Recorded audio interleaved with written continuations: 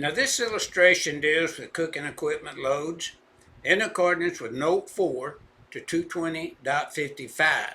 Now notice in the illustration we have a 8 kW cooktop, a 10 kW oven, and a 12 kW oven.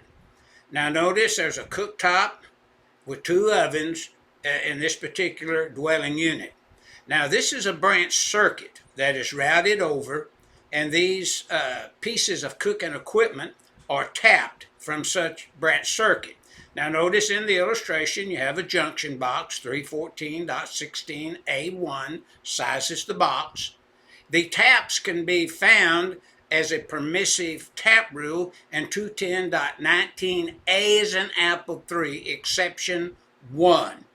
Now the NEC loop, and we suggest you read this first before you start your calculation, and the demand factor is table 220.55 note 4, which would be applicable here. The taps 210.19A3 exception 1, and the receptacle outlet can be found in 220.14B as in boy. Now the question is, in the boxed in information, what is the demand load for a 8 kW, 10 kW, and 12 kW range? Now, notice, instead of a range now, we're using a branch circuit to supply cooktop and two ovens. Now, when we apply the note 4 in step 1, we would have 8 kW plus 10 kW plus 12 kW equal 30 kW.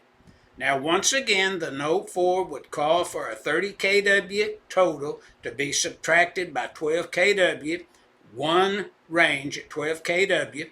The 8 kW is brought up to 12 naturally, and we would come up with 18 kW. 18 kW times 5% equals 90%. So 8 kW times 1,000 times 190% equals 15,200. Column C instructs us to apply this calculation in this manner.